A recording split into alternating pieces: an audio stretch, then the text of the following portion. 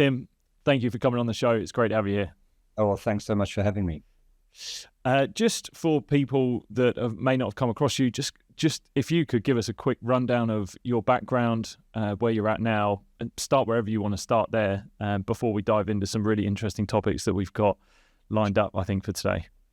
Well, I'm a South African psychologist. Spent the first 14 years of my career working as a psychologist in South Africa across normal private practice. So seeing, ordinary people talking about ordinary life things. But I also had an involvement with a health insurance company in South Africa and was responsible for wellness programs that were rolled out to tens of thousands or hundreds of thousands of people.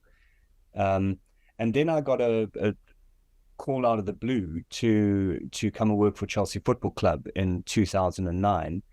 And the second 14 years of my career have been spent there, in a variety of roles, but the last 7 years, head of sports science, responsible for match preparation and kind of day-to-day operations of the first team.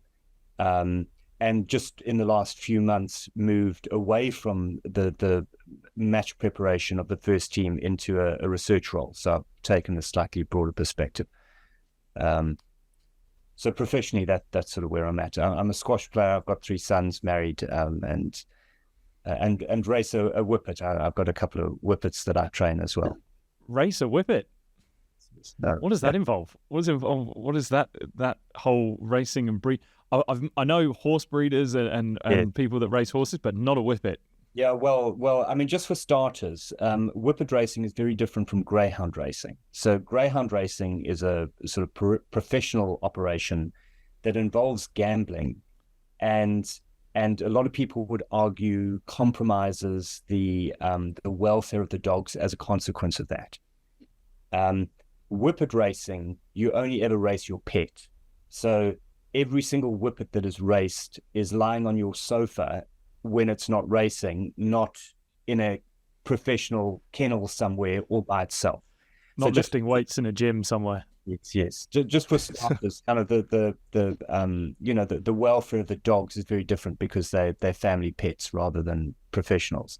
But you're just trying to manage the dog's condition. You're trying to train it to run fast. You're trying to condition it to run fast. You're trying to prepare it psychologically. It's and what you have to do with a Whippet. I mean, obviously there's a breeding side of things, but what you have to do with it, apart from keeping it in condition, is you have to give the dog the state of mind that they call lure crazy, where the dog goes crazy for the lure and it only cares about the lure. And, these dogs have got very strong chase drives. The interesting thing is they don't necessarily have strong prey drives. So I've got 2 Whippets. The one, the real racer, she's not a killer. So she'll chase something, but once she's caught it, she doesn't want to bite it or anything. She just wants to catch it. And it's the same with the lure, that when she sees that, she just wants to go, but she really wants to go. Wow. I've never come across anyone. Is there anything that you have learned from training your Whippets that you have brought into your professional life?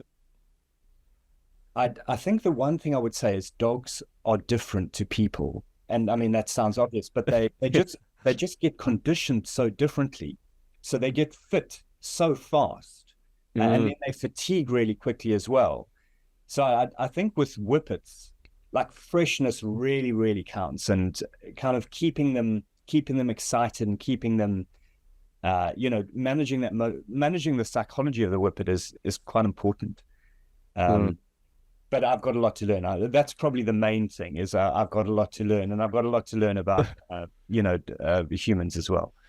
Fascinating. Now, for listeners, they've probably picked up that you have a South African accent and that you are from South Africa. So the World Cup is just finished, the Rugby World Cup, and we've obviously got the Cricket World Cup going on, and South Africa have got good efforts going on there. I mean, unfortunately, just recently lost to India by quite a big margin, but I have faith that they will hopefully ramp that up. But the Rugby World Cup, what was What was some of the takeaways you got from that, and were you watching every game? Were you in at the edge of your seat like I was with watching a lot of the games, whether it was South Africa or not? I mean, the final was just phenomenal. Yeah, it was. I mean, so I'm not, I mean, like we were saying, people say to me, am I a rugby fan? And I'm not really a rugby fan. I'm a South African. And I watched the World Cup. I mean, rugby is an amazing sport. I have concerns, as I think a lot of people should have, about concussions in rugby and other sports. But I watch World Cups because I think they've come to mean something to the country of South Africa. And that is a special experience, I think, for any South African to participate in this tradition that really goes back to 1995. And there was talk before the final, people saying, "Oh, this is the biggest rugby match there's ever been," and it counts for so much. I was just going nonsense. I was there in 1995, and whatever happens now, nothing can compare to 1995. And we can come back to that concept when we talk about pressure and coping with pressure in high performance sport. But that 1995 experience, I mean, I was 23 years old. And I mean, the famous scenes were Nelson Mandela lifting the trophy. But for me, I mean, I think Siya Kolisi after the end of the World Cup, and let me just, I mean, I said I prepared some cheat sheets, but I've actually got a quote from him, and one of the things he said is, people not from South Africa don't understand what it means for our country. And maybe I can try and explain that a little bit, because I lived the first 20 years of my life under apartheid, which is, and apartheid existed from 1948 to 1992, but that wasn't the worst of it, because oppression had gone on for a lot longer than apartheid. So you've got a country filled with multiple groups of people that has been traumatized for centuries, and for sure South Africa is kind of a emblem of division. But this is a central human problem of how can groups of people who don't fully understand each other and are afraid of each other and don't believe that they can reconcile, how can that happen? And growing up under apartheid was a very strange, I mean, looking back, it was at the time it seemed totally normal, but looking back, it seems incredibly strange. But people, I think, forget that the first democratic South African elections were only in 1994. And then we had the World Cup in 1995. And for me, the pivotal moment of the World Cup was watching the opening game, which was South Africa against Australia. And Nelson Mandela walked out into the middle before the match to start the World Cup off. And I was watching this on TV, feeling extremely apprehensive, because this was the first time that Nelson Mandela had exposed himself to 60,000 white people. And nobody had any idea what was going to happen. This was an incredibly volatile, fragile, we'd narrowly avoided a civil war, but this was an incredibly volatile time. And I was watching on TV thinking, what is going to happen here? And the crowd began to chant Nelson Mandela's name. The white crowd began to chant Nelson Mandela's name. And the feeling of relief and joy was, for me, that's my kind of one of my key memories of that World Cup. The second one was when we played France in the final, and I went to that. In the semi-final, I went to that semi-final, and there was actually a storm that had hit Durban at the time. And after the match, I stood at the edge of the stand and watched an entire stand full of the new South African flag, just kind of cracking in the strong wind that was blowing across the stadium. And that was the first time, really seen the flag was, that was my first experience of the flag being flown. So, that's like, when I think of South Africa and rugby, that's part of what it means to me. And that's why it's really special to watch it again, or that's part of why it's special to watch it again. I think that's sorry, I think just to say that I think that it's the fact that all of the interviews that you saw coming into this 2023 World Cup, or just throughout the tournament, there was a lot of, there was a very common theme around the players and the coaches talking about what it meant for the people back home. And even if you've watched Chasing the Sun on about the 2019 World Cup, the documentary series on that, Rassie Erasmus is very clear in that build up to winning that World Cup, where he's like, you got to win first. You got to win before you can think about inspiring a nation. Like, you got to be a winning team in order to have the privilege to do that. Then they earned the right to do that. So I think coming into this 2023 World Cup, they already had that strong team, and then it's just an explosion of passion for the nation. And now the scenes that are happening back home, where their players are hanging off the buses in every township that they're going through, and there are thousands of people lining the streets. It's beautiful to watch, even as an Englishman, even as someone, but just purely like what sport can do for a nation that can be that divided, or has been that divided. And I really like what you've said there about how there was almost more going. The pressure in 1995 was immense, and having watched Invictus and watched interviews of that World Cup, it just, I can't actually imagine the pressure to be said, like, we want you to win the World Cup, and having come from that background, that is an insane amount of pressure. And that leads us on to something we were saying in the preamble about the difference between the two sides in this World Cup, the All Blacks and South Africa, and how they've handled pressure, or big pressure games. Yes. So what I was saying is that I think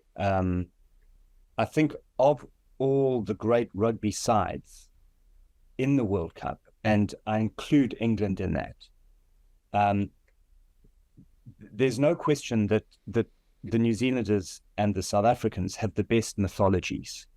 The stories that they're able to tell about themselves as rugby playing teams and rugby playing nations is much better than the stories any other country can tell. And we can talk a little bit later about England's rugby mythology, because England has a rugby mythology. We can talk about what it is. But, I think, first of all, to look at what South Africa has achieved in World Cups. South Africa have won 50% of the World Cups that they've played in. They're 4 out of 4 for finals, and they played 4 finals and conceded a single try. Now, the second biggest rugby competition in the world is the Rugby Championship, which is the Southern Hemisphere Rugby Championship. And, I make no apologies for saying that it means more than the Six Nations or something, if you look at the World Cup kind of, winners. But South Africa's record in that competition is they've won 14%. So they've gone to the World Cup and they won 50% of the World Cups. They won 14% of the Rugby Championships.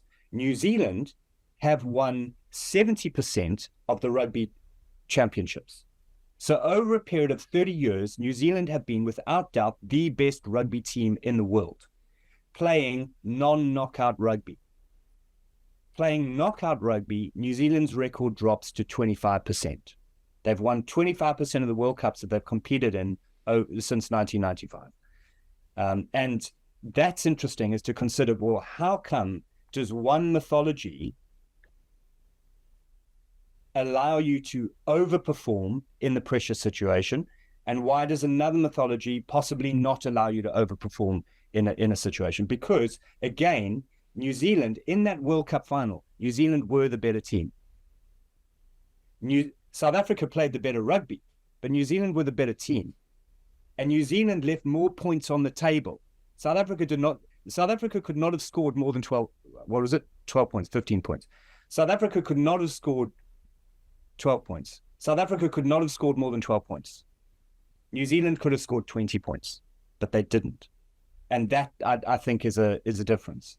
And, you know, when it comes to that mythology, the Springbok mythology, I would say two things. And the first thing I'll do is quote Thierry Henry. I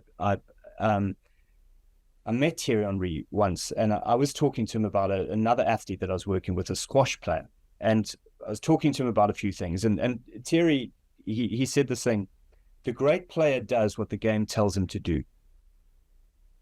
And I was asking him, how do you cope with pressure? And he said to me, the great player does what the game tells him to do. And I thought that is so interesting, because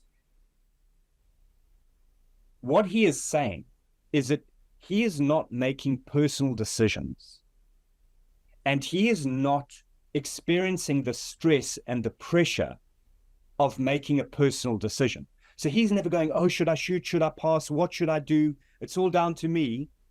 He's just going, well, I'm reading the game. The game tells me to shoot, I shoot. The game tells me to pass, I pass. And he absolves himself of that personal responsibility. And that takes pressure away.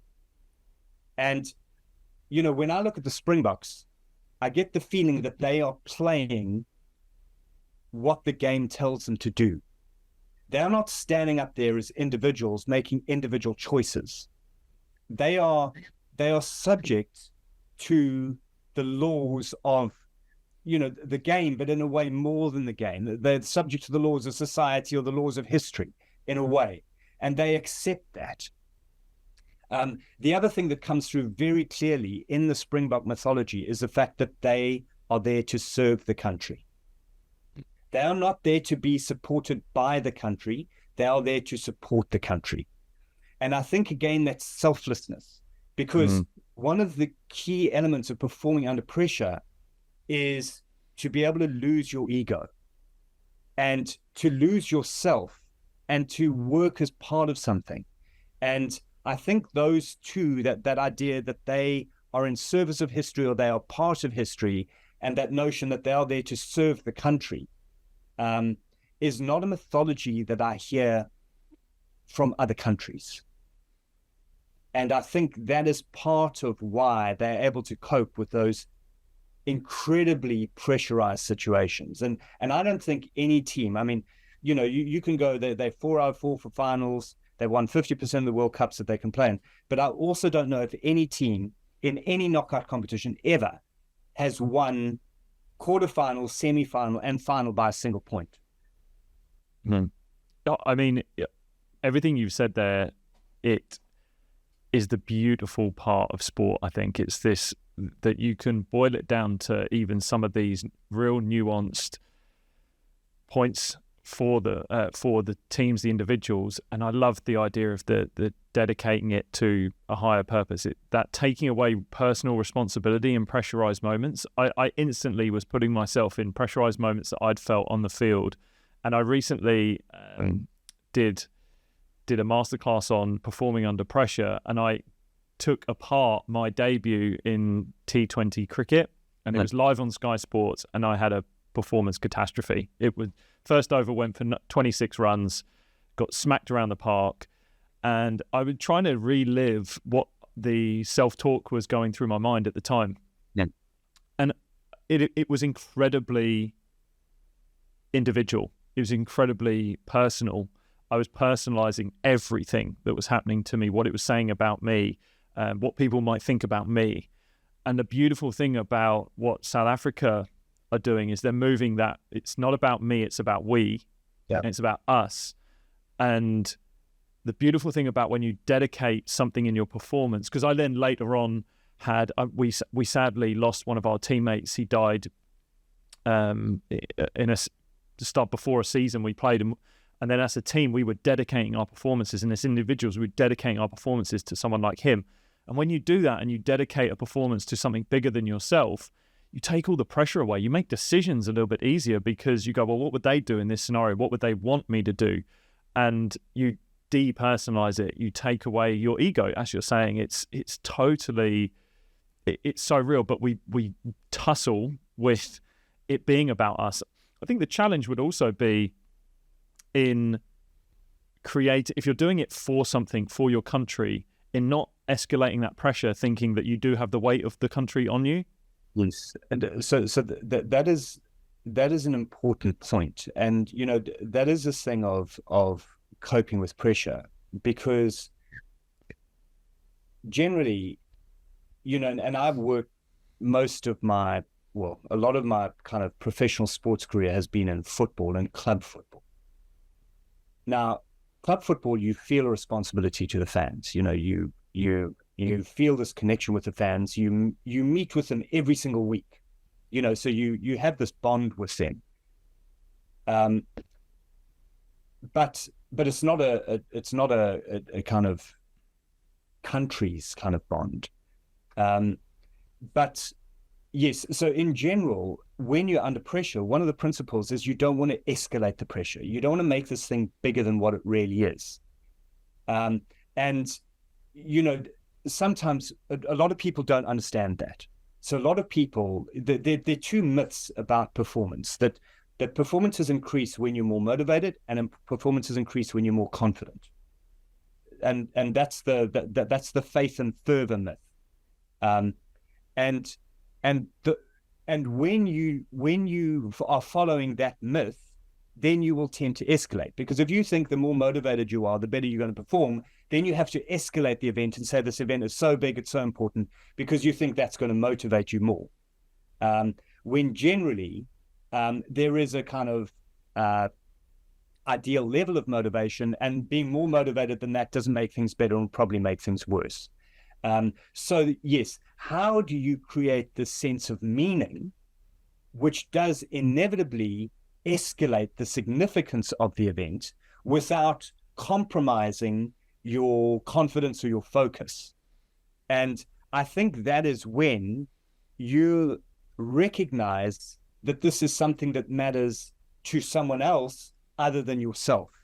And I think that is the key, is if you can remove yourself, if you can remove your own importance, that this matters, but you're only a small part of it, and your ego is a very small part of it. I think that's kind of the key here, is, if you'd been a Springbok rugby player and going, this is the biggest match of my life, and this matters so much to me, and it's going to make so much of a difference to me, and I have to do these things, I think that would, and I have to make these choices. I think that would be that would impact negatively on performance. But if you recognize what you have to do for the country, but then I also think, that point I made with Thierry Henry's comment, the great player does what the game tells him to do. The great player does what his country tells him to do. That's different from I have to go and be a great player. Mm-hmm. I will operate in service of the game. I will operate in service of the principles of performance. That's a different mentality. I wonder how we get there if we're a team. There'll be people listening that potentially don't have the story that South Africa have, don't have the story that the All Blacks have. They may be a team that's fresh, new, got a brand new crop of players, or could be a club side, right, that just want to win the league for their local football team, rugby team, hockey team, whatever it might be. How do we get a team to remove that individualist feeling in their sport and build that sort of, I don't want to say legacy, but I guess dedication to something, that purpose, that wider purpose, meaning in their sport, if they haven't got it right now? Yeah. I was reading this book, I can't remember what it was, and they were talking about a hospital that had set itself a set of kind of objectives, and they're saying, well, first of all, you want to be the best hospital, and then you want to be the best organization. But then they said there's a hospital, and they're saying, we're not doing that stuff. Our competition is with cancer.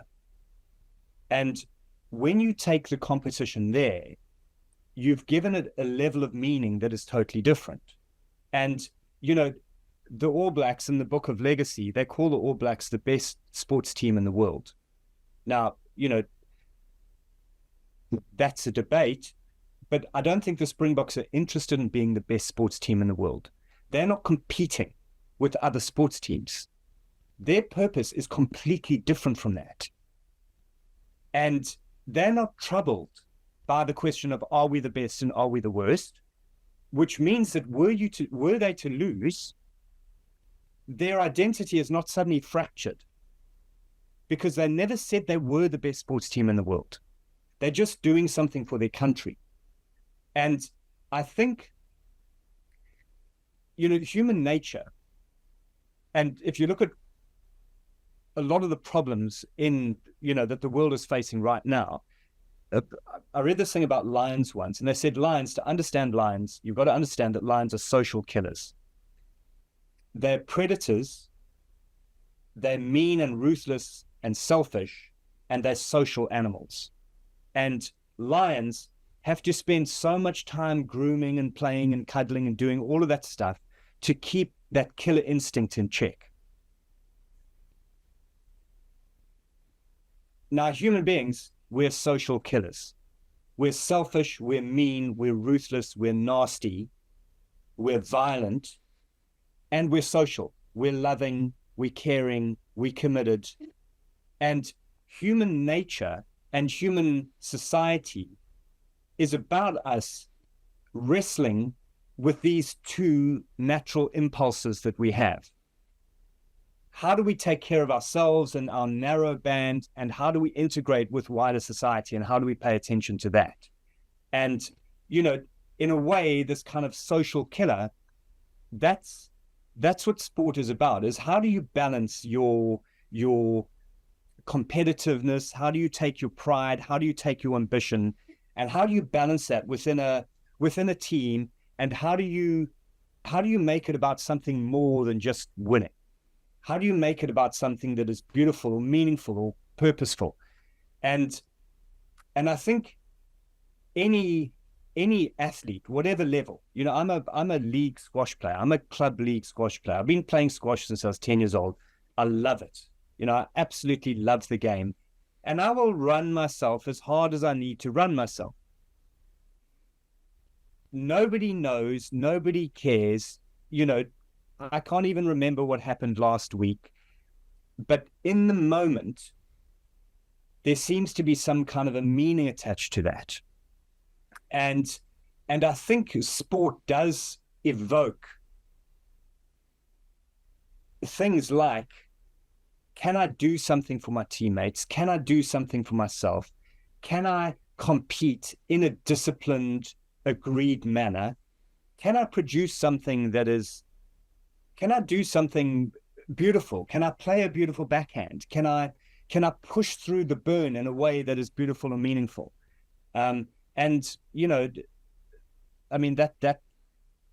Cricket, I play cricket also. I play the lowest possible level of cricket. When I play cricket, not everybody in the team has gone through puberty. That's kind of the level of cricket that I'm playing. And some people are kind of in their 70s. But a little while ago, I hit a six, my first six I ever hit in my life. And I thought there was something cool about that. And, it just couldn't have happened in a lower stakes environment, but I still thought there's something that is meaningful there. And that's what I would say, is that for sure there's performance sport and there's the highest level of sport and there's all of that. But there are universal principles and values in sport, and whatever level of sport we play, we need to try and connect to those. Yeah, I just want to go back to that lion analogy. I think that was really interesting. I think as you were talking about that comparison between them and humans, the only thing I could really think of that really gets in the way of humans to switch between those two forms is just ego. We just get in our way so often. A lion wouldn't really have an ego, wouldn't really give a shit about what other lions think of it and whether it's playing, cuddling. They do. Oh, right. Okay, so they have ego. Yes, because ego minds. What ego is an awareness of your place in the hierarchy. Okay. And lions have a hierarchical society. There are many hierarchical societies in the animal kingdom. And I was watching a video once of a male lion eating some prey, and this little cub walked up and started to eat under this adult lion's nose. And the adult lion just killed it. Right. It just killed it with a single blow. And it just went, you're challenging my position in the hierarchy, you're gone. And that's ego. That's an awareness that I may not be challenged and I have to be at the top. And, human beings have that as well. When we become obsessed with our position in the hierarchy, our individual position in the hierarchy, rather than what the group can actually do. I guess probably where I was going with that was more a lion wouldn't care what other lions think it looks like, or more superficial. Because I think in performance we can care so much about the superficial. I think we can care so much about what are other people thinking of me. Yes, we want to have success and climb to the top of whatever ladder we're looking for this extrinsic motivation and hierarchical, and that's an inbuilt natural feeling. But I think on the way to get there, one of the blockers is generally, what do people think of me? Like, am I liked? Am I embraced by people? I probably think that's where I may have been going with the comparison of ego there. Yes, and I'm just teaching my youngest son to drive, and there's this thing of, in driving, fear versus danger, and driving is obviously dangerous, but there's fear as well. And one of the most dangerous things for a teenage boy when he's driving is to have another teenage boy in the car. And the reason for that is because teenage boys egg each other on to see who can drive faster and more dangerously and so on. And it's very difficult for a teenage driver to refuse the peer influence of a teenage passenger, because teenagers are more afraid of being social outcasts than they are of dying in a car crash. That's a human paradox. And I think that's kind of what you're referring to when you're saying to being aware of perceptions, is that you can have this ridiculous kind of, situation where you're more afraid of rejection than you are of death. And, when we were building towards the Champions League final in 2021, one of our mottos for the team was fear versus danger. And the concept of fear is exactly what you're referring to, is I'm scared of what people will think of me. I'm scared of the circumstances. I'm scared of the consequences. I'm scared of the crowds, or, whereas danger in football is man ball space. And that's what you have to pay attention to. So, that was a kind of concept for us. Just before we started the chatting on the podcast and we pressed record, we were talking around penalty kicks, and so performing under pressure. And you mentioned you had a player that in training, and this will definitely resonate with whether it's a coach or athlete that's listening, about being able to perform a skill at a high level in training. Yeah. And then when it comes into performance and pressure moments, that not happening, it not being replicated. Talk us through what's happening there and some experiences you've had with that. Okay. Well, so briefly, I'd had an experience of wearing vision tracking goggles myself once when I was driving a car in a simulator. And what the driving instructor was able to show me is that when I was under pressure, my peripheral vision stopped working. So I used my central vision to look close instead of using my central vision to look far, and my peripheral vision to control how far I was away from the edge of the road. And that was a personal experience of realizing that under pressure, my peripheral vision diminished and I operated with tunnel vision. And that's what happens when you're under pressure. And that plays out in a number of ways. And, this player that I mentioned, I saw him take about 200 penalties in training, and I never saw him miss one. And he used a penalty taking technique called keeper dependent. And what that means is that you run up and you wait for the keeper to move. Now, the keeper moves left or right, or he doesn't move. But you arrive at a situation where you're using your peripheral vision to have information about the ball and information about the keeper. And you use those two pieces of information to make what is actually quite an easy kick. The difficult part is gathering the information. This same player missed two crucial kicks for us, both in penalty shootouts in finals. And the reason for it is that he would run up to use this keeper-dependent method, but he hadn't realized that the pressure that he was under would rob him of his peripheral vision. He had suddenly arrived at the ball and realized, I don't know where the keeper is. And then he'd make a panic kick as a consequence of that. And yeah, that was kind of the mechanism for why he struggled to perform under pressure in that situation. Now, he would have to manage that in a couple of ways. The one would be, could he experience that situation as less pressured? Could he cognitively manage that to experience less pressure? Could he be physiologically calmer so that he didn't have the loss of peripheral vision? Or could he come up with a technique that worked better without peripheral vision? You don't really know that until you go through that experience, obviously. You said he missed two penalties in two pressurized situations. Yep. Which one of those do you address first, or what might give the quickest wins, do you think, and move the needle in the right direction?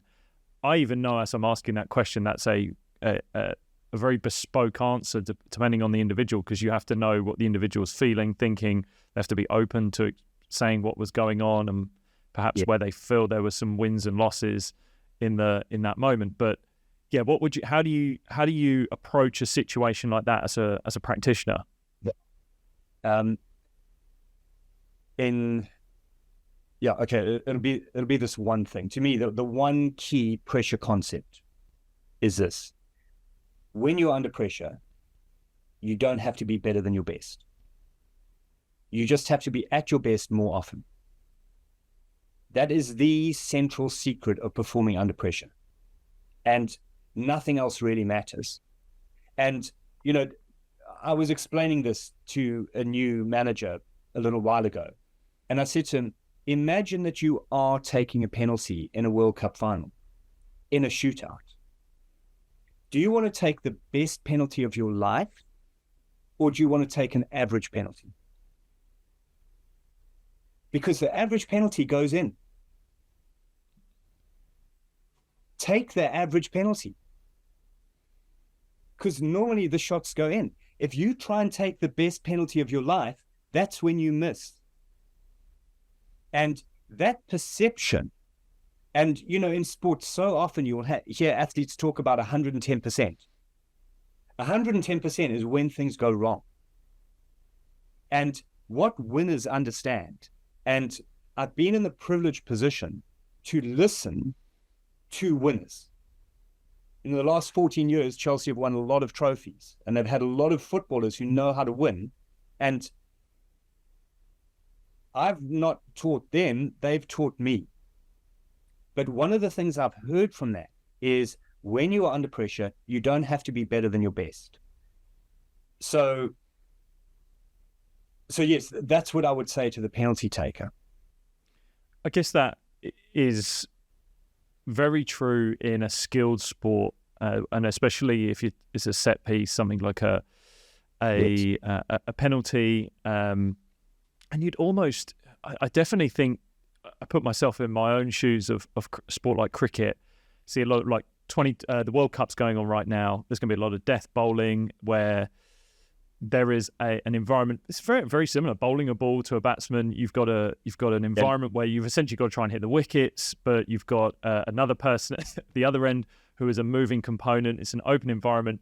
Now, while you essentially look at bowling a ball as a kind of openly closed skill that you are repetitively doing, you run in, depending on the ball that you essentially are going to bowl, you lock in that type of ball, and then it's really up to you in how you manage the situation, manage what's in front of you. But for example, in cricket, if someone's trying to bowl a Yorker, and anyone who doesn't know cricket, a Yorker is where you're bowling at basically the toes of the batsman or the base of the stumps.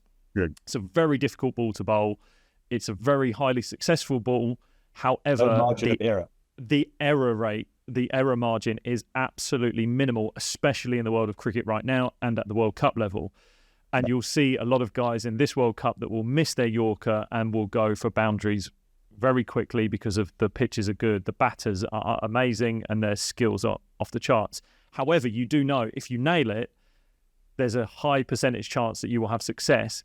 On the other hand, you could nail it and the batter has an absolute blinder, plays a ramp shot, it goes for a 6 over the boundary, and you've gone, well, okay, now what? But then you're tasked with going back to your mark. It's like having a repetitive penalty kick that you're taking over and over again. And it's like the best of 6. And you're repetitively taking it. And you have to then tussle with, was that the right thing? Did I miss something? Did I actually execute?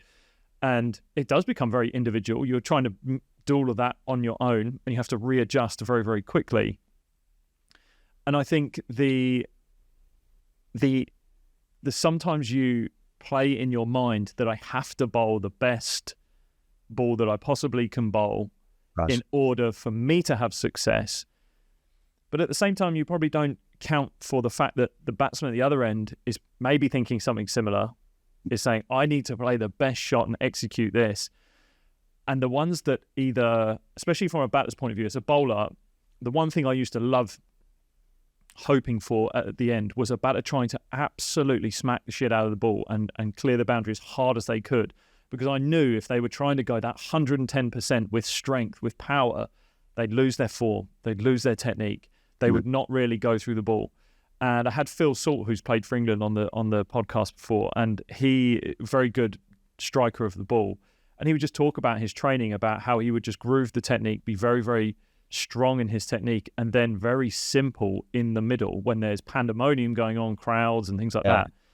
Because you know when you get into those situations, you're going to be tenser. Your muscles are going to tighten up a little bit.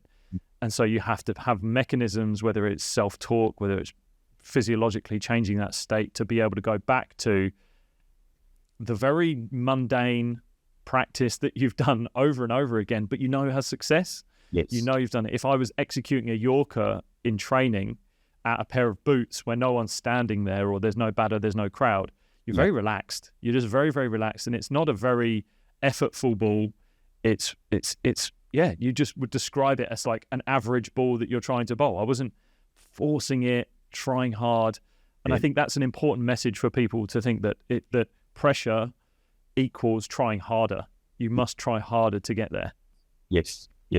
You know, to quote Hatchett, he says, when you're under pressure, you know what to do because you've done it before and it worked. And you're just trying to do what you've done before. So how do you try and train people in that? What has been some of the ways in which you found success in trying to bring that into training to replicate? Because you can't really replicate the situation. You can't replicate a World Cup final or a Champions League final. It's very hard. How do you get close? How do you get as close as you possibly can? Well, I'll tell you a story first. For my 50th birthday, I know the world squash champion. And for my 50th birthday, I sent him an email. I said, I'm turning 50. For my birthday present, I want to play you. And he agreed.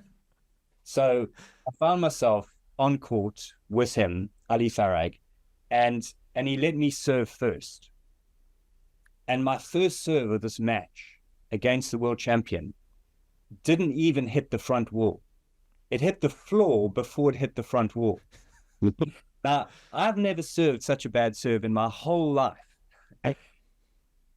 So that was me underperforming under pressure. But more recently, I was watching one of my teammates. So we play normal kind of league, and then we have a vets league as well for over 45s. And one of my teammates is relatively new to playing the vets league, and in vets we play first to 15, and he got to 2-all, best of 5, and then he was 12-6 up. So he only needed to win 3 more points, and he would have won the match, but he lost. And he walked off feeling quite disappointed with that. And what I was trying to say to him is, that for sure you lost the match, but within the match, you did things that were right. And whatever situation you find yourself in, maybe you've never played in a Champions League final before. Maybe you've never played in a World Cup final before, or maybe you've never played internationally before. Maybe you've never played the world champion before. But what you will need to do against that world champion is you will need to do things that you've done before. And it's understanding that you have to take patterns, skills, experiences, processes that you have done and had before and apply them again. Now, you may need to, of course, you need to learn, you may need to rearrange them, whatever the case may be, but it's very, very rare that you are called on to do something totally new. You haven't played a Champions League final before, but you played a final before. Maybe you haven't played a final before, but you played a match before. Maybe you haven't played a match before, but you played a practice before. Whatever it is, you've always got experience to draw upon. I think one of my former teammates, he's been on the podcast, he's now the head coach of the England women's cricket team, John Lewis. When he made his England debut, he had, I think Freddie Flintoff came up to him and said, "Good luck, John. It's the same game, different shirt." Right. And that was it. And John was like, "I get it now." And he actually even said, I think he said, when he played international cricket, he said, "I can't believe," because the over rates are slightly different in international cricket. There's more time made for, I think it's TV or just the sheer sport, and that's a debate in itself. But he said, "I couldn't believe how slow it was. I couldn't believe how much time I had." But he just said the mentality of being able to go, this is the same game with a different shirt, completely allowed him to take that away. And I think adding to what you were saying there is what I see in amateur athletes especially is that they don't even have that understanding of what my process is. They wouldn't know what it is, because when you look at the elite guys, when they're interviewed after making those match-winning shots or plays, whatever it might be, and they will just say more often than not, "I just executed my process. I just was focused on my process." And it's a very calm and relaxed. It's not like, "Yeah, I tried harder than I've ever tried and I got this result." It's always a very sort of mundane answer, which is, "I just did my exercise. Like, I just did my process, and that was it." But the fault sometimes lies in other athletes is when they don't know what that is. They don't even, and then they're unable. If you don't know what it is, how can you train it? How can you understand it? How can you know how it goes well, when it goes wrong? How do you correct? Rob Andrew, he was like episode 2 on the podcast, talking about his drop kick was in the 93 semi-final. I can't remember. He talks about his famous drop kick, which he says is a longer drop kick than Johnny Wilkinson. But he would talk about how he would be able to recorrect his process. So he had his process, and then when you understand it and you know it, you know that should you miss left or right, you can recorrect it. But if you don't even have that, and you don't have that starting point, you're playing in the dark. Yes. Yeah, and I'd say, first of all, that's part of the joy of sport, is learning those processes and discovering layers and discovering depth. You know, that's an incredibly rewarding thing to do. And I'd apply that to myself as an amateur athlete. That's what keeps me playing squash at, the low level that I play, is just to keep learning and keep developing. And yes, it is a very reassuring thing to have a process, and then to be able to calibrate that process. And okay, well, I'm listed to the left. Well, it means I have to do a little bit more of this. You don't have to be afraid, and you don't have to be confused. Yeah. Okay. I'd like to take a little bit of a hard left turn with the steering wheel on this one. So we've talked a lot around performance there, and really performing at a high level. And I'd like to talk around the well-being and mental health within sport. Yeah. With the pressures that are mounting in professional sport as one, but I'd even argue I'm seeing higher pressures in amateur sport. I've dropped down, having retired from professional cricket. I'm now playing my club cricket. It's high level club cricket, but I am seeing more young people putting expectations on themselves and struggling with the game. And I would say from a well-being point of view, just to enjoy it, to experience it, to have that. But again, there is the pandemic, which has fast forward this conversation in mental health. In the professional level, there's more conversation around mental health, mental well-being. The Premier League is bringing in a lot of player care for teams. What are you seeing? And is there any sort of themes that you believe are on the uptick, the rise, or what's sort of your take on mental health in sport? Maybe just football in general to begin with. Yeah.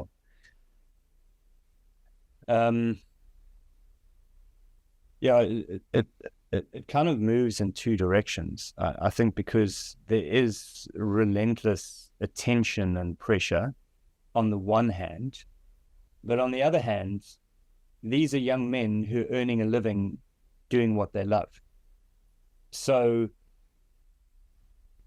and within that, they're often well supported, they're highly supported. They're not necessarily well supported. So they'll have big support networks, whether that's friends or agents or family or their dad or whatever. Now, just because your dad has been able to quit his job and watch you play football full time doesn't necessarily mean it's a good thing, because sometimes, that can cause more trouble than it solves.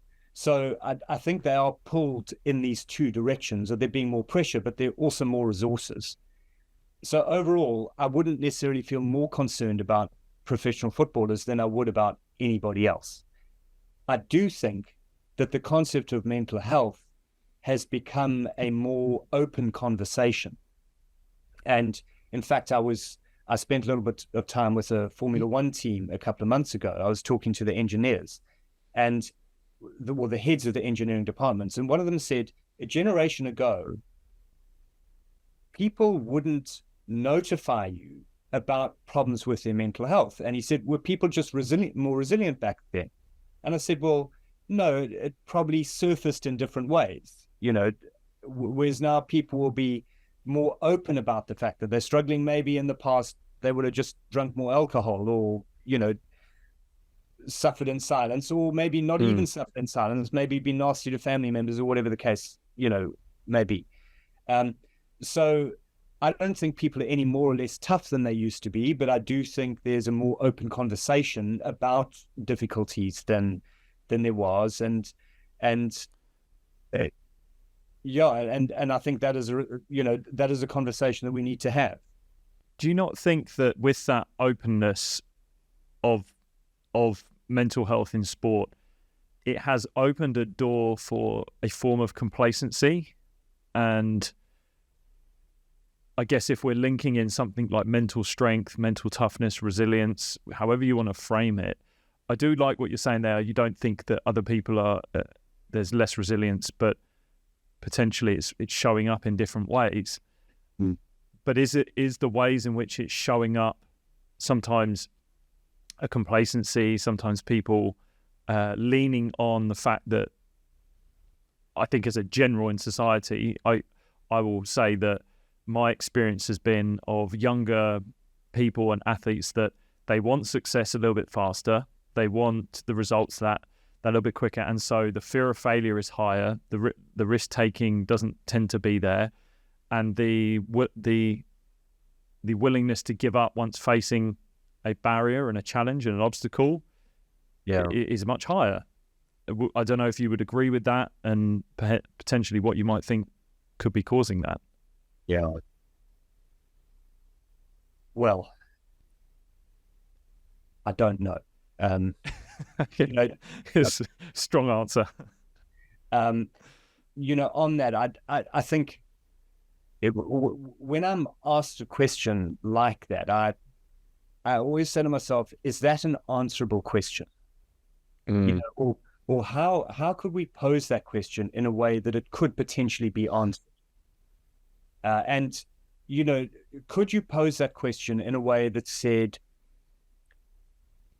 as generations pass, do young people become less willing to work hard to achieve their goals? You know, would that be an answerable question? And would that question kind of capture what it is that we're trying to understand here? Yeah, I guess you're right. I think it's very tough to say it in a sport context as well, because for example, I didn't come from a sporting greatness background or family, so I didn't have the sporting foundation placed in order for me to kind of springboard from and have that sort of foundational of attributes to build from. But if you were to look at from my family, from a society point of view, my parents did a lot of graft when they were younger, have built themselves up, have moved from being fairly sort of working class to middle class, and now they're pretty stable. And that has given me a platform to continue on. So in that sense, that's sort of a foundation, and the work from a generation past that was much harder has given me the ability to do some different things, but also build upon that.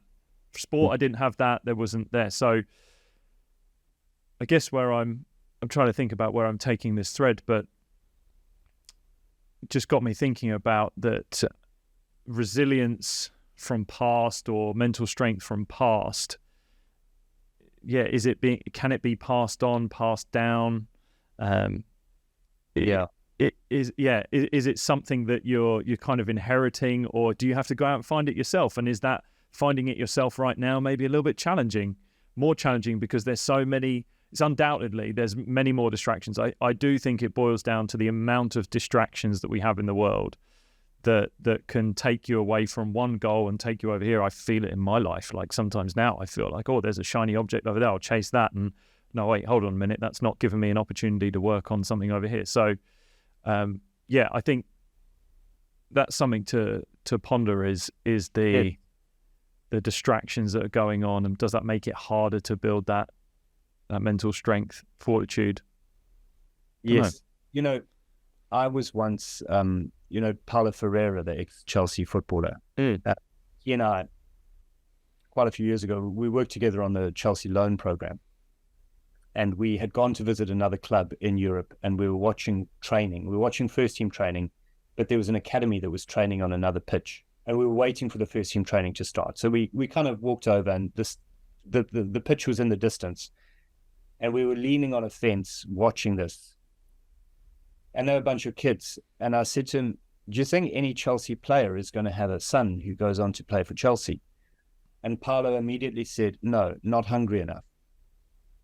And now that's kind of the one perspective, which is that you've grown up and that's the no hunger in paradise sort of argument. That's one idea. I think, what I would really say on that is that it's very difficult to make a judgment about how hungry or focused somebody else is, because you're not actually in their shoes. And it's very hard to make a judgment about how resilient somebody else is, because you don't know exactly what they're dealing with. And what I would be careful of in being asked that kind of question is, for me, almost the more interesting question is, what biases do we have that cause us to come to conclusions about the resilience or the motivation of other people? And are there generational biases? Are there, just personal biases that I tend to think I'm tougher and harder than other people? I think my generation is tougher and harder than, the way it tends to go is we tend to think we're not as tough as our parents, but tougher than our kids. And then we tend to think we're smarter than our parents, but not as smart as our kids. And those are fairly stable kind of generational attitudes. And now it may be that there are genuine trends, but we've got to pick those genuine trends apart from, these biases. And that's quite hard to do. What you're talking about there is something that came up in a conversation that I just had with a friend at a bar, on the weekend. And we were talking about Gen Z. So I'm millennial, Gen Z is the next generation down.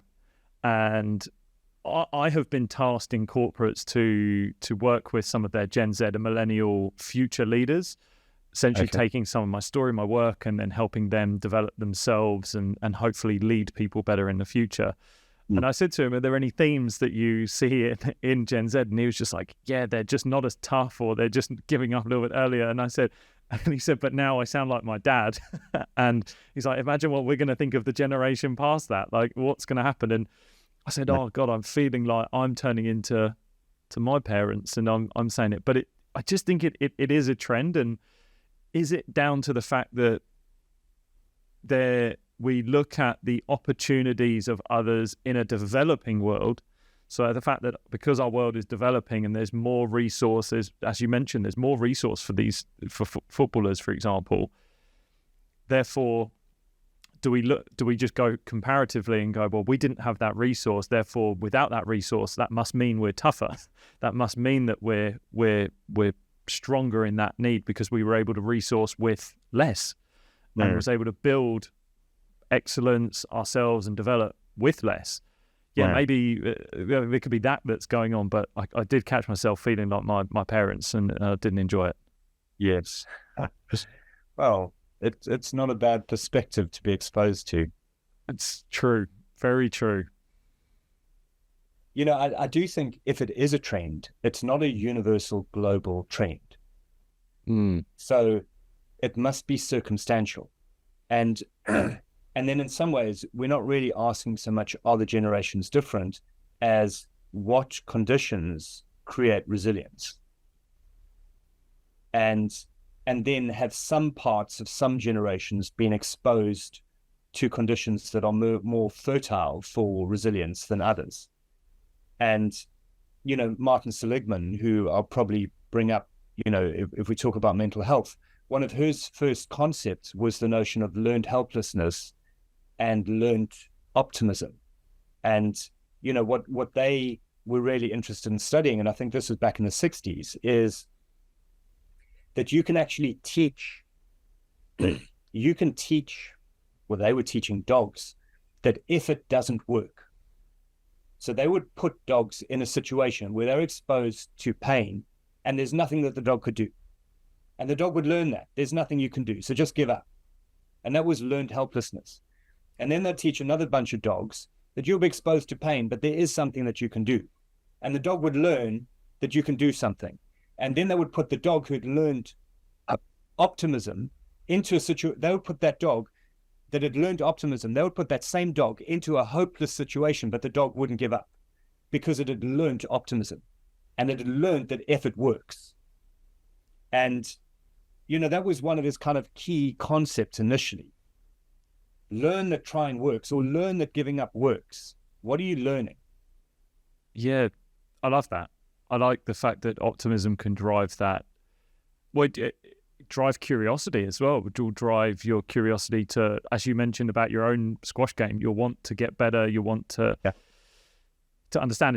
It's a common theme of any athlete that comes onto the show, that they are never, and you can look at this through a positive or maybe negative lens, is that they're never sort of satisfied with where they're currently at. They always feel there's a step to be made. And I guess the well-being question is, when is enough, and when is it driving you to a place that is detrimental to you, and you never feeling fulfilled in what you do. And that's actually perhaps a curious question for me to you is how do you blend that fulfillment and success, or extrinsic value and success in getting trophies in a sport like football that just seems inextricably linked with constantly needing more, and with you're at a club that has spent a lot of money on players, and there's so much going on around that about injecting success. But how do you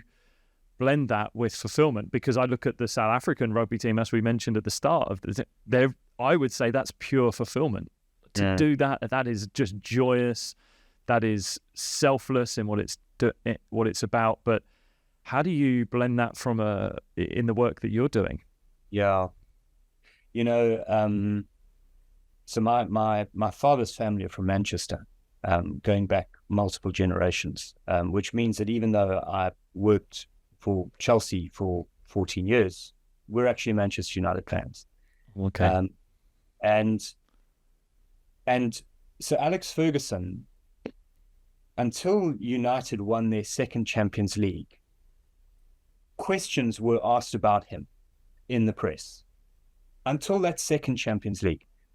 Once they won that second Champions League, he went into what are called grandfather status, which is nobody could question him anymore. He was just the guy. But until then, there were questions, should he quit, should he go, blah, blah, blah.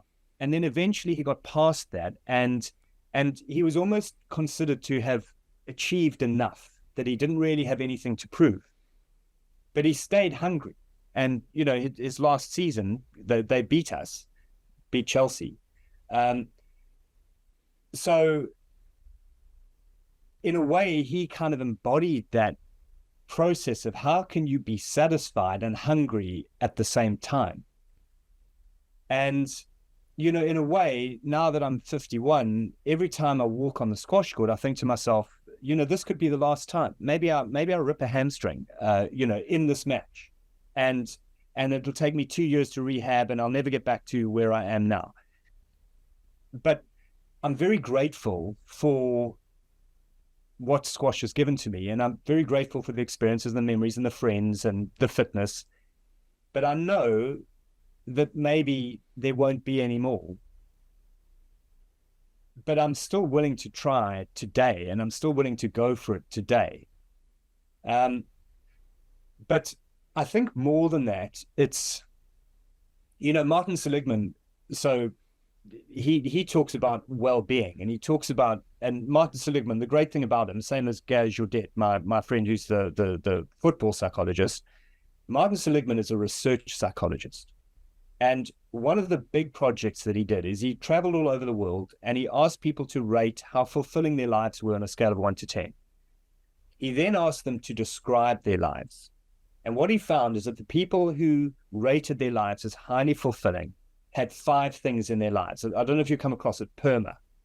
So he said that people who rated their lives as highly fulfilling experienced high levels of positive emotion, high levels of engagement, high levels of positive relationships, meaning, and accomplishment. And for sure, we're all hungry to win. But can your sport give you positive emotion? Can it give you engagement? Can it give you relationships? Can it give you meaning? And can it give you that sense of accomplishment? And I think if sport is a stable and a reliable and rich source of those elements of a fulfilling life, that's going to keep you involved in the sport, and that's going to keep you hungry and happy. And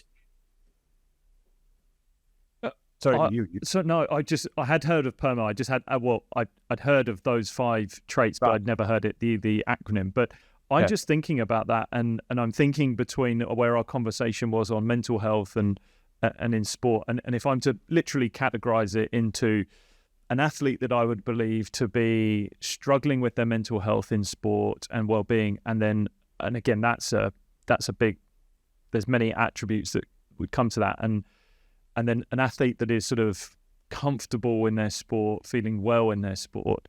Yeah, I think personally, we place too much on the accomplishment. Yes. And the striving, and that's what I see again if I think of a young club cricketer that might be at my club that is striving to improve themselves, they only see the value or their value, their self-worth in the fact that if I accomplish something, then I'm accepted, then I'm good enough, I should be here, I'm worth something. And actually there's all of these other parts of it that can create a fulfilling experience in sport, and accomplishment can be just one part of that. And I always talk about, again, John Lewis, who I mentioned earlier. He did something brilliant for me when I was playing. He sat us down and he said, he's played 350 first-class matches in professional cricket. He took over like 700 wickets, and these epic numbers. Yeah. And he sat us down, he said, how many 5-wicket hauls do you think I've got in in professional sport. And we're like, oh God, John, you're a legend. Like it's got to be 80, 90 we're talking about. And he goes 35. And that was 35 out of 300 odd games that he played. So, and we looked at it, and it was statistically, it was like 7% of his games were his day. And you would call that an accomplishment, and that's your day. Yeah. So it's like, so what am I doing for the 93% of those days? What am I doing? You're doing just enough to get by. You're putting in that average performance that you might think is just getting you by, maybe even sub-average, that just gets you to the next game. But then how do you enjoy that 93%? How can you experience that? And then that's where you also... So important. And I think that's where you hear athletes that retire and they say, I'm not going to really miss the games. I'm going to miss the relationships with the players, the banter that goes on in and around the training ground and all of that side. That's what I'm going to miss. And that's a real full experience of what it means to be an athlete, especially at a professional level. But again, even distill it down to a club level, are you placing your well-being, how you feel, only on your accomplishment and performance? Because if you are, I believe you're leaving a lot out on the table to be desired and leaving the door open for a lot of hits to your self-worth. Yeah, I couldn't agree more. And, in some ways we're looking at this thing, PERMA, positive emotion, engagement, relationships, meaning, accomplishment. We're saying it's like a healthy diet.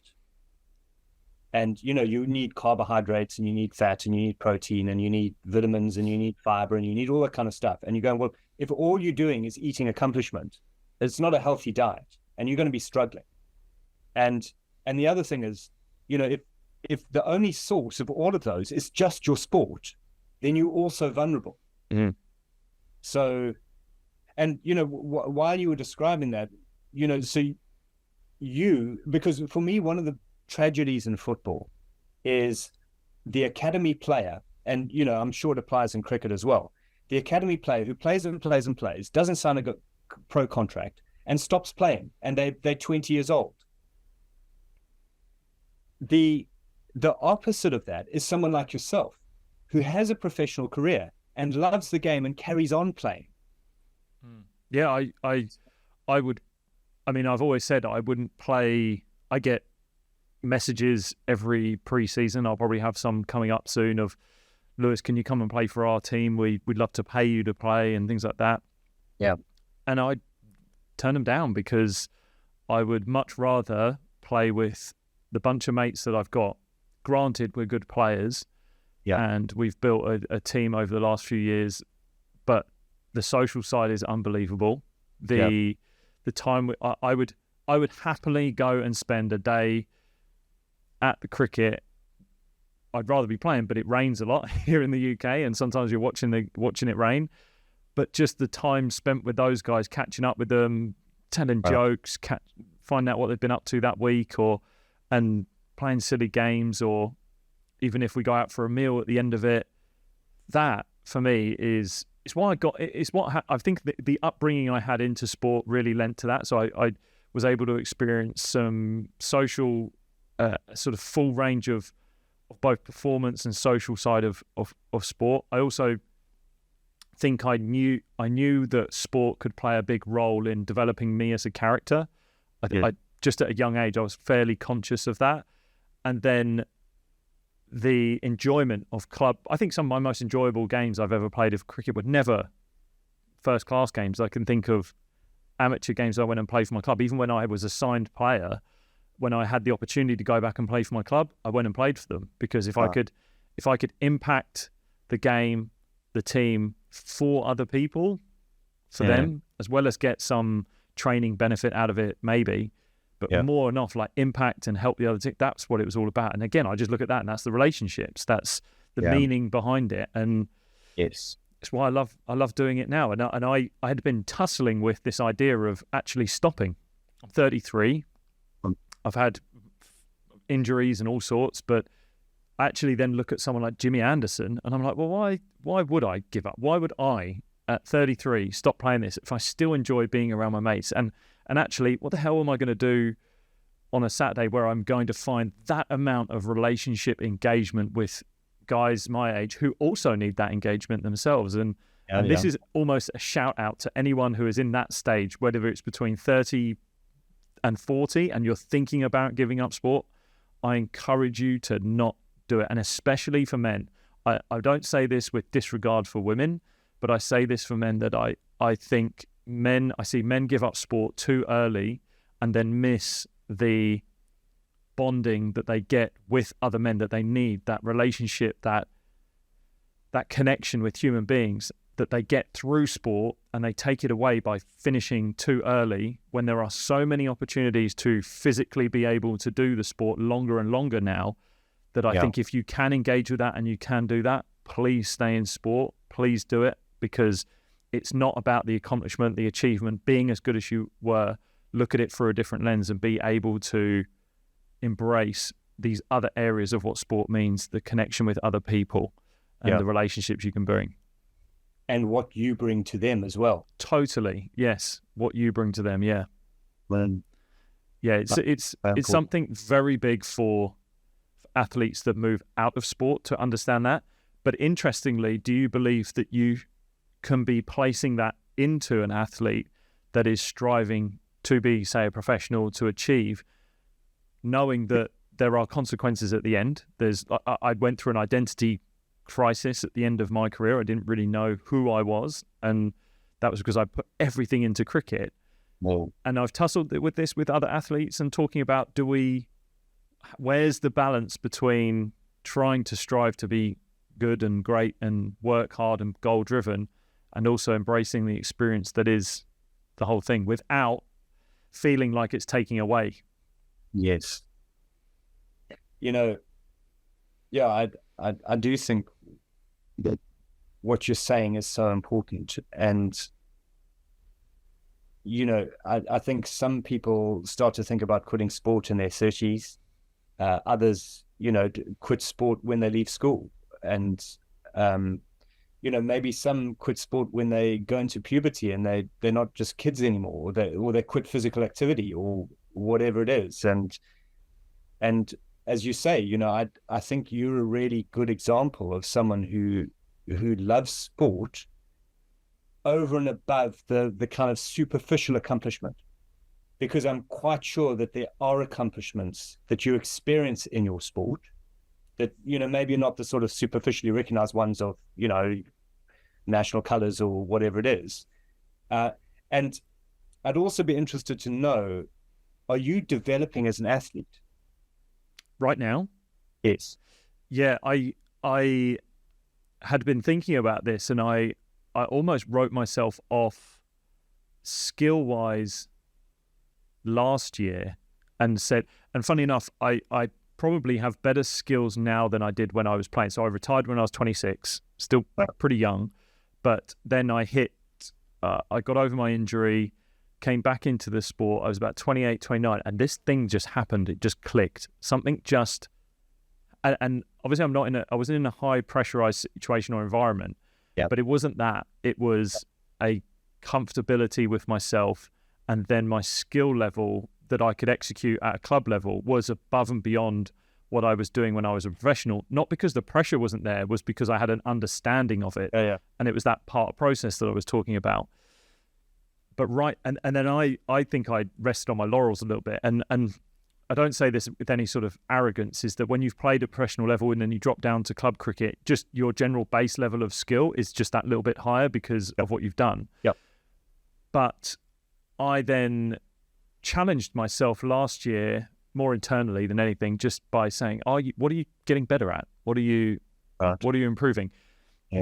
And I had done physically, I'm always challenging myself. I'm always adapting. I'm now currently focusing on more strength-based stuff at the moment. I think I've let that fall away at the wayside. I'm trying to actually bring in some of my old professional sort of training and thinking now. I did a lot more yoga, flexibility, body weight stuff when I came out of the sport, just for healing. But I think this year, going into the sport, I'm genuinely looking at setting some more goals within it, because I last year was almost performing just to execute every week, and I was just executing the skill and knowing that if I executed that skill, there was chance that I would have success, and also knowing that if I didn't execute it, I wasn't beating myself up. It was just a day I didn't execute and that. But yeah, I think I would, for a I guess a motivational point of view, I would like to develop something this year. I haven't identified what it might be. Yeah. I don't feel there's an element or a type of delivery that I want to create. I've got all my slower balls that I could think of. It would be actually about executing them more often. And yeah, there's that. So yeah, I do always think about where can I develop batting. 100%, definitely want to develop my batting. But yeah, I think I would still categorize myself as someone who's trying to develop. Yeah. And that's part of that accomplishment is, developing a new skill or gaining an insight is a different form of accomplishment. I mean, if you talk about golf, definitely golf. And there's other areas I think I've been contemplated wanting to get into tennis and things like that. But yeah, so I don't even think I'd silo it into just cricket right now. But maybe that's because I do have to say that there is a tinge of, when I think about developing in cricket, there's a tinge of, well, it's not for becoming a professional, which majority of my life had been. It was about either trying to accomplish getting the contract, or once contracted and professional, about performing better in the next game. And that's a totally different drive. And sometimes I guess I catch myself thinking, well, why would you want to develop in cricket if you're just not going to be a pro again? Why would you do that? So that's another side of it. Yeah. I was listening to a footballer, ex-footballer, talking about his career, and he used the phrase, "You don't leave football; football leaves you."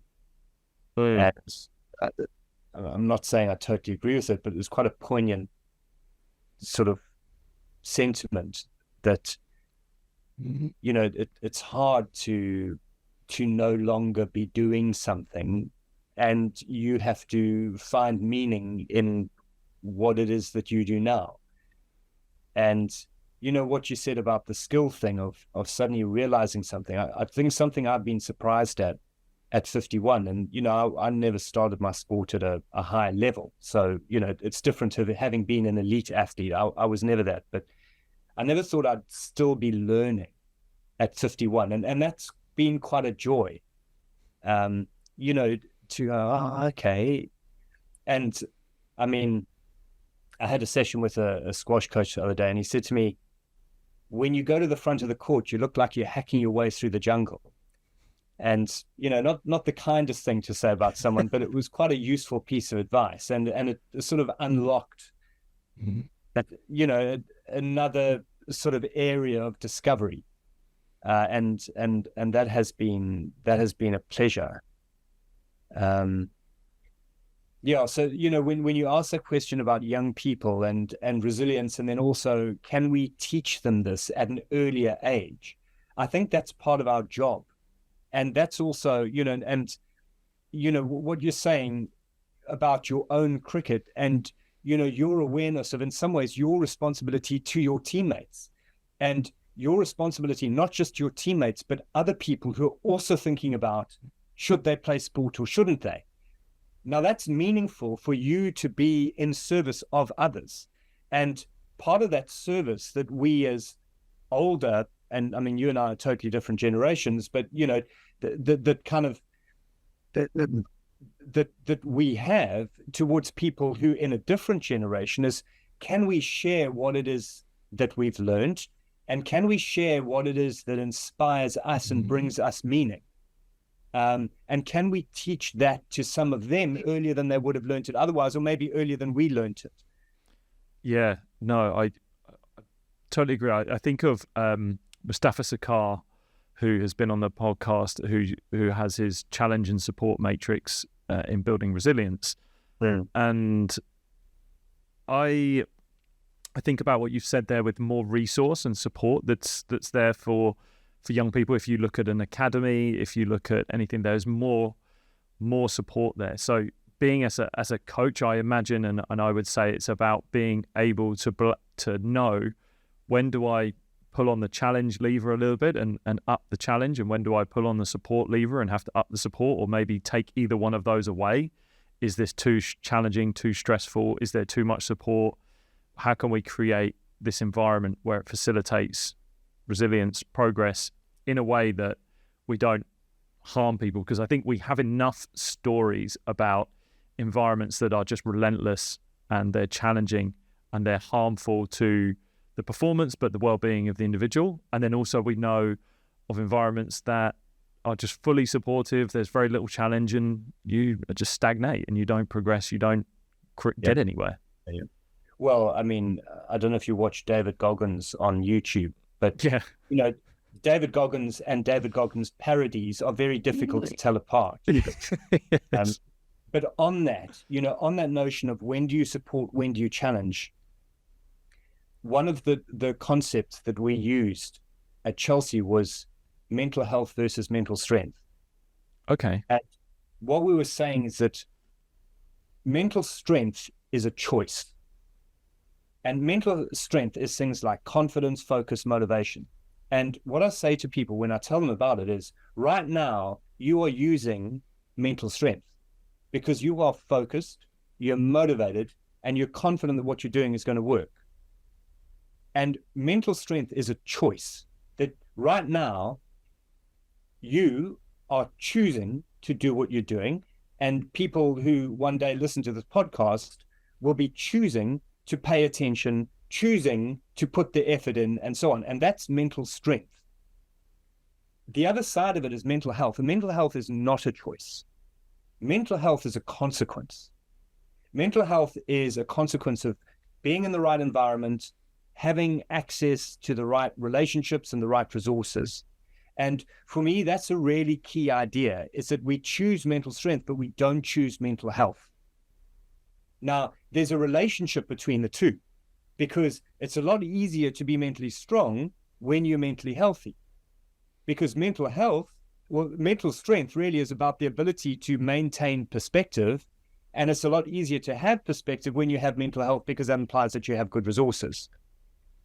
So that's the relationship. That's how mental health feeds mental strength. But mental strength also feeds mental health, because I sometimes have to choose an environment that will support my mental health. So that's what we see as the cycle of mental health and mental strength. They're different, but they're interdependent. Yeah, I love that sort of a mental health, mental strength loop. And I think even then, I think of people who are lost. I think there's a lot of people in the world that are lost, and even young athletes that might be lost in not knowing which foot to take or which step to take next. Yeah. And I think because you could argue, well, okay, well, which one do I need to focus on first to get the other? Which one do I need to be mentally? I feel anxious, depressed, worried, stressed, nervous. Do I need to dial up mental strength and force myself into making a tougher choice and a stronger choice? Or do I actually need to take a moment and actually address my mental health? Now, this is where I would potentially say, from experience as well, is that sometimes, more often, it is about dialing up a bit more mental strength, making those choices, choosing the decisions that you want to make, because in the act of doing that yourself, you feel better about yourself, even if the outcome isn't great, even if it's led to something that hasn't gone your way. You've at least taken the autonomous decision to make the decision to better yourself. And just in the process of doing that, you can be proud of yourself for taking that step. Yeah. I think sometimes we like, if you go and walk in any school right now, in any school in the UK, and I've recently been back to my own school, and the teachers over there are not only having to teach, but they're having to be mental health practitioners way above and beyond what they are asked to do on the job description. Right. And there are kids over there that are just highly anxious and are having to be chaperoned from class to class by teachers. Now, again, we could easily go, well, back in my day or back when I was at school. Yeah. But there is a point where that teacher is unable to, or not willing to, or the student is not willing to say, okay, this is a tough situation. Just for me to go through this, get from this class to this class over here, through the halls, I feel anxious. And at the moment, there's much more of the, I need you to help me. I need you to, I can't do this situation, rather than actually going, this is a tough situation, and in me finding a way to get from A to B, I feel better about myself. I've gone through something that's challenging. And that's where the support of a teacher in this example would be, okay, how do you want to get from A to B? I'm not going to go with you. I'm going to step back and allow you to do this. How are we going to get you from A to B? And when you're at B, I'll be there to support you, to say, well done, great job, and actually see how you got on. But know that it is going to be challenging. That period, it is going to be from A to B. It's going to be hard. It's going to be challenging. It's not going to be easy. But God, you're going to be better off by the time you get there. You're going to be so much stronger. You're going to be way better. And you're going to feel better about yourself when you're there as well. Your mental health is going to be better because by default, you're taking your life into your own hands, essentially. And I think that's where the support has allowed some young people to now step back and go, well, how are you going to help me, rather than how can I help myself? And I think that in helping yourself, that is mental strength. Yeah. You know, I don't think, and you know, first of all, I'll reflect on something you said that I agree with, which is a degree. You know, how much challenge do you take on? And that really is quite a key part of this, is if you just deliver too much challenge to somebody, they're not going to succeed. And if you don't deliver enough challenge, that's not going to be effective for them. So in a way, the question isn't do we challenge or not, it's how much challenge do we give? And then the second thing I would say, you know, reflecting on your comments, is that we can't choose, we can't use mental strength to become mentally healthy. We can't choose mental health, but we can choose to do things that bring us mental health. Yeah. And there's that little extra step that kind of makes it work. But obviously, at some level, we want to create that sense of, to go back to Martin Seligman, learned optimism. Because what Martin Seligman was interested in doing is teaching people that choices work, action works. That's the message that we're trying to get across. Even if the choice is not a good outcome, because again, I think also the barrier that some people can put up in taking that choice or action that they step is the fear of failure. We go all the way back to ego and being wrapped up in sort of, what's this going to say about me if I fail at this? Challenging that, part of that mentally strong choice that you have to make is not without risk, not without consequence, that the outcome may not be what you want, and two, there's a chance that there's a failure, or it may not turn out the way you hoped it, but it is the process of making that choice, I think, that must be praised. You know, that thing of fear of failure.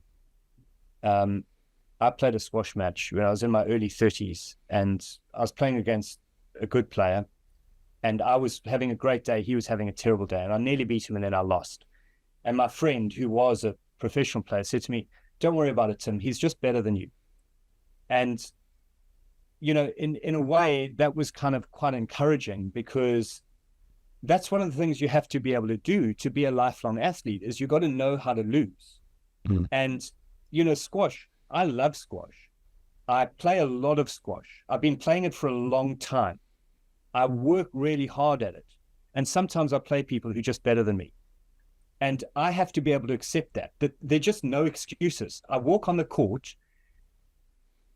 and I've just got done, you know, and to be able to sort of accept that defeat, or accept that failure, I agree with you, is a really key part of being able to strive, and being able to take risks, and also being able to challenge yourself, and that is a key element of challenge, is that you can only be challenged in a way that failure would be survivable. How do you make that viewpoint acceptable or embraced by coaches? Does it have to come from the coaches first? Can it be in a team environment? Can it be player-led?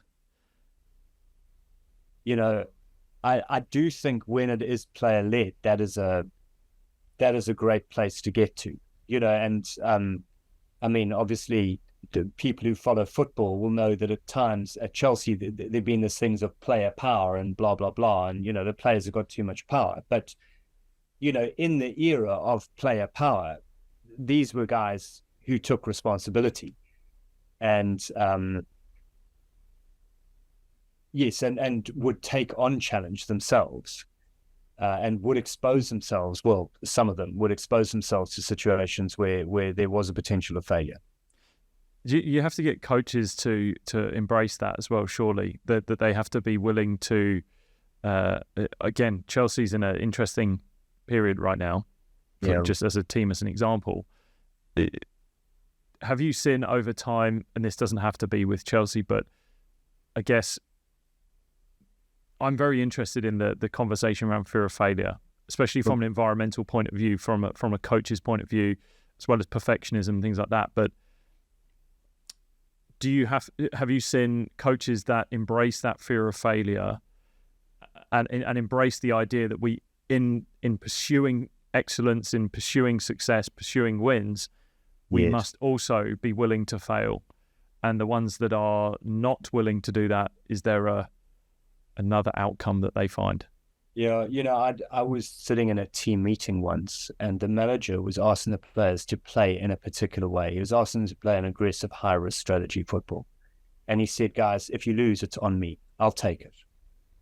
And I thought that was, he was going, if you win, it's yours. If you lose, it's for me.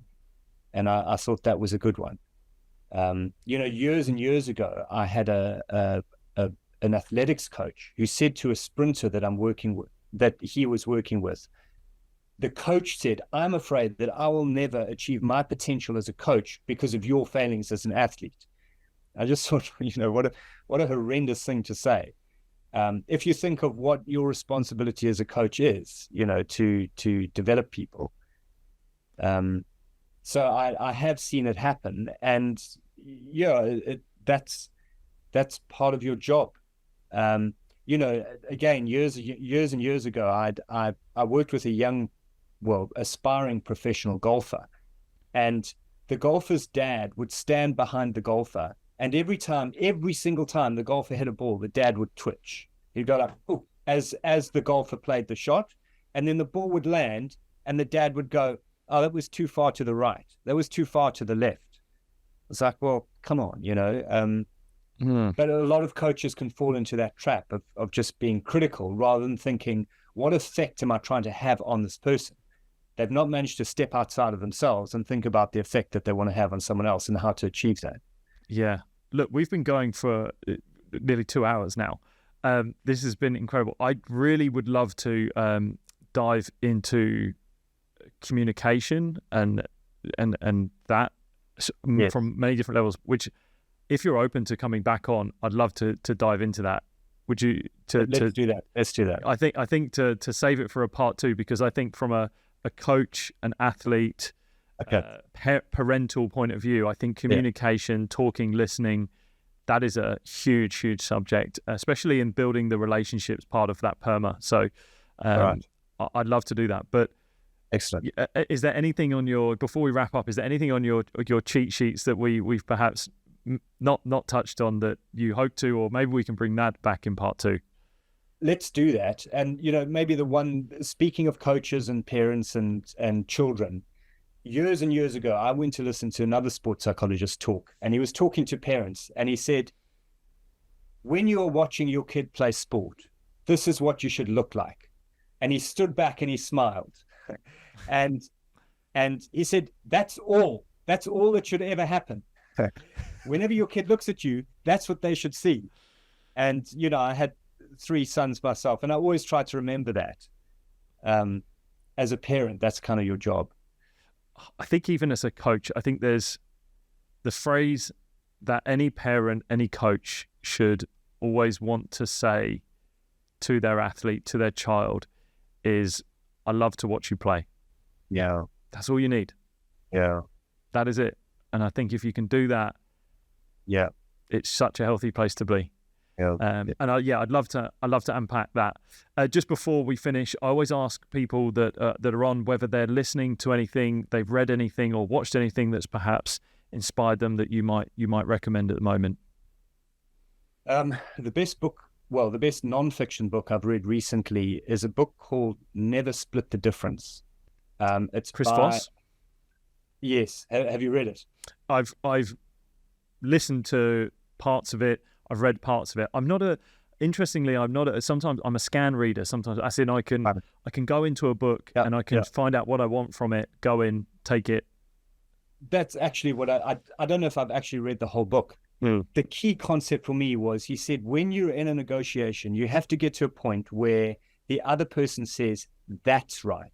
He said, if you hear the words, you're right, you're getting it wrong, because you're just trying to shove something down their throat, and they're saying you're right as a way to make you keep quiet.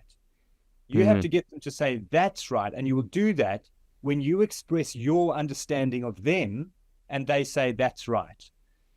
Yeah. So that's kind of my latest sort of thing that I've learned. All right. I'll definitely link that in there. That's a great learner.